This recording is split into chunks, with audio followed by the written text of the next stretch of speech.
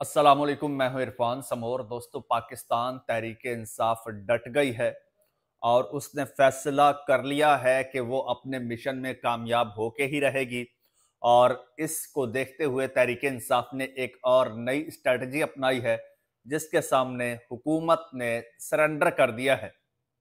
इसकी बड़ी important detail है, वो आपके साथ शेयर करनी है और आपको यह भी बताना है कि किस तरह से एक शख्स जेल में बैठा हुआ भी इस वक्त पूरे सिस्टम पर डोमिनेट कर रहा है। बिल्कुल वैसी ही स्ट्रेटजी अपनाई है कप्तान ने, जिस तरह से 1992 के वर्ल्ड कप में अपनाई थी और एक कमजोर टीम होने के बावजूद वर्ल्ड कप में फातेह करार पाए थे। बिल्कुल वैसे ही स्ट्रेटजी अब अपनाई है और पहले मिशन में ये लोग कामयाब हो गए हैं। इसकी सारी डिटेल आपको बताऊंगा, लेकिन उससे पहले नए आने वाले दोस्तों से गुजारिश है कि ये चैनल आपका अपना है। अगर अभी तक इसको सब्सक्राइब नहीं किया तो सब्सक्राइब जरूर कर लीजिए और बेल आइकन पर क्लिक कर दीजिए, ताकि हर नई आने वाली वीडियो टाइमली आपको मौसूल हो जाए। दोस्तों, इमरान खान साहब के हुक्म पर अली अमीन खान गंडापुर ने इस्तीफा दे दिया। इस्तीफा 8 अक्टूबर को गवर्नर केपीके को अरसाल कर दिया, लेकिन गवर्नर केपीके इस्तीफा मौसूल करने से जो है वो इनकारी थे। वो कहते इस्तीफा मौसूल नहीं हुआ। इसमें एक और कानूनी पहलू निकाला गया, पेचीदगी, कि भाई इस्तीफा जो है वो हैंड रिटन होना चाहिए। जो इस्तीफा देता है वो अपने हाथ से लिख के दे। ये एक उज़्र पेश किया गया और मकसद सिर्फ और सिर्फ इस्तीफे को लटकाना, इस्तीफा ना लेना और उसकी आड़ में टाइम गेन करके ओपोजिशन का जोड़ तोड़ करके नंबर पूरे करना और उधर हुकूमत बनाने की कोशिश करना। लेकिन तहरीक इंसाफ ने यहां पर एक और स्ट्रेटजी अपनाई है। तहरीक इंसाफ ने, बल्कि अली अमीन गंडापुर ने जो है वो एक और इस्तीफा भेज दिया है गैर मुतवक्का तौर पर। और उस हवाले से जनाब फैसल करीम कुंडी जो है उन्होंने ट्वीट भी कर दिया वो इस्तीफा, और वो कहते हैं कि गवर्नर हाउस के अमले को वजीर आला खैबर पख्तूनख्वा अली अमीन गंडापुर का हाथ से लिखा हुआ इस्तीफा मौसूल हो गया है और इसकी उन्होंने तस्दीक की है। गवर्नर हाउस खैबर पख्तूनख्वा के तर्जुमान के मुताबिक आज दोपहर 2:30 पर, यानी कि 11 अक्टूबर 2:30 पर वजीर आला खैबर पख्तूनख्वा के अपने ओहदे से तहरीरी इस्तीफा बाकायदा तौर पर गवर्नर हाउस को मौसूल हुआ है, जिसकी वसूली की तस्दीक भी कर दी गई है। दोस्तों, इससे पहले वजीर आला अली अमीन गंडापुर की जानिब से 8 अक्टूबर की रात 10:47 पर ही उनका इस्तीफा गवर्नर हाउस के गेट पर जमा किया जा चुका है। ताहम गवर्नर साहब इससे इनकारी हैं और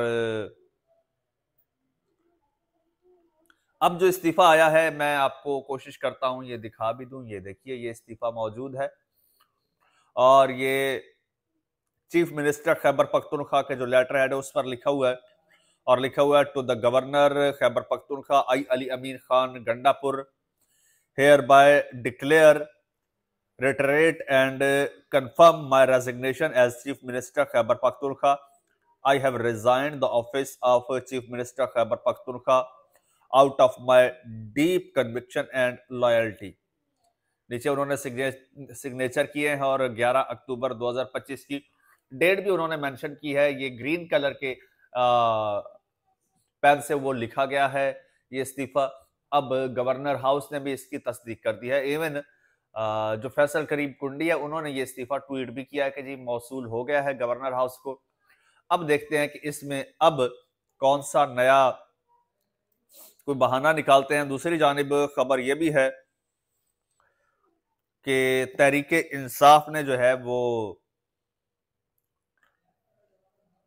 एक मीटिंग कॉल की। पेशावर में तहरीक इंसाफ का मुशावरती इजलास हुआ और इजलास में खैबर पख्तूनख्वा असेंबली का हंगामी इजलास तलब करने का फैसला किया गया है जी।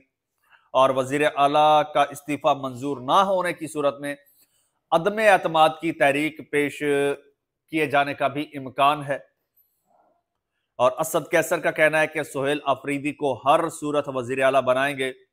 खैबर पख्तूनख्वा असेंबली का इजलास तलब करने के लिए वजीर आला हाउस में मुशावरती इजलास हुआ है और जराये के मुताबिक इजलास में पीटीआई रहनुमाओं समेत कानूनी टीम ने भी शिरकत की है और इस दौरान सूबाई असम्बली का हंगामी इजलास आज ही तलब करने का फैसला किया गया है। इजलास तलब करने का जो एलामिया है वो आज ही जारी होने का इम्कान है। और आपको बताता चलूं कि वजीर आला खैबर पख्तूनख्वा इस्तीफा मंजूर ना होने की सूरत में अदमे एतमाद की तहरीक भी पेश की जा सकती है। पीटीआई रहनुमा असद कैसर का कहना है कि सुहेल आफरीदी को हर सूरत जो है वो खैबर पख्तूनख्वा का वजीर आला बनाएंगे और उन्होंने कहा कि नए वजीर आला के इंतखाब के लिए कानूनी अमल को मुकम्मल किया जाएगा।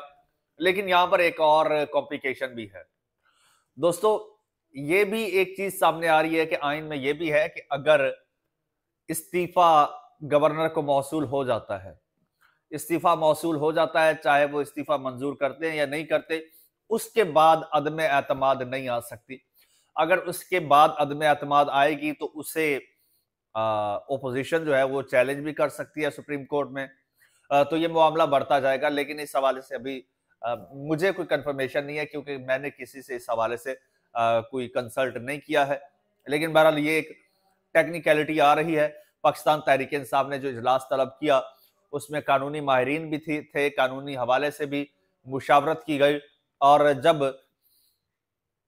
अब ये पता चला है इनको कि जनाब अब तो वो अदम एतमाद भी ला सकते हैं, तो अगर ये पाकिस्तान तहरीक इंसाफ अदम एतमाद लाती है या ऐसा कोई एडवेंचर करती है तो फिर ओपोजिशन के पास बहुत ही कम वक्त रह जाएगा कि वो कोई जोड़ तोड़ कर सके और उनके पास इतना टाइम हो कि वो पीटीआई के लोगों को मैनेज कर सके और मैनेज करके और किसी किस्म का कोई एडवेंचर कर सके। दूसरी जानिब जुनैद अकबर खान जो हैं पाकिस्तान तहरीक इंसाफ के खैबर पख्तूनख्वा के सूबाई सदर हैं, उन्होंने कहा कि भाई पाकिस्तान तहरीक इंसाफ के सारे जो एमपीएज हैं वो इंटैक्ट हैं और वो तहरीक इंसाफ के अपनी पार्टी के साथ खड़े हैं, इमरान खान के विजन के साथ खड़े हैं। एक बंदा भी इधर से उधर नहीं होगा। और फिर साथ में उन्होंने एक धमकी भी लगाई है कि कोई बंदा अगर सुहेल आफरीदी के खिलाफ जाता है या फिर इमरान खान के हुक्म के खिलाफ जाता है तो वो घर से बाहर नहीं निकल सकेगा। एक बात तो तय है दोस्तों, एक बात तो तय है कि जिसने भी इमरान खान को छोड़ा है उसकी सियासत खत्म हो गई है। ये आप बहुत सारी मिसालें देख चुके हैं और इसी को देखते हुए शायद अली अमीन गंडापुर ने जो है वो वजीर आला की सीट छोड़ने के बावजूद, जी हां, सीट छोड़ने के बावजूद उन्होंने पाकिस्तान तहरीक इंसाफ को नहीं छोड़ा, जिसका बड़ा खदशा था कि शायद अली अमीन गंडापुर जो है वो पार्टी भी छोड़ जाए। लेकिन अली अमीन गंडापुर ने पार्टी नहीं छोड़ी, इस्तीफा दे दिया है। और इस चीज को देखते हुए और माजी को देखते हुए मुझे नहीं लगता कि कोई मेंबर जो है वो खैबर पख्तूनख्वा को इमरान खान को छोड़ेगा। और एक और अहमद जवाद साहब है, उन्होंने बड़ा जबरदस्त ट्वीट किया है।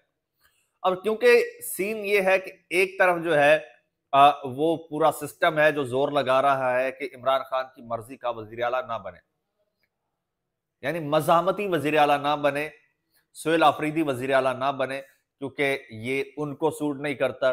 दूसरी जानिब पाकिस्तान तहरीक इंसाफ की भरपूर कोशिश है कि वजीर आला उन्हीं का बने और यही वजीर आला बने सुहेल आफरीदी। अब इस हवाले से जनाब जंग जारी है।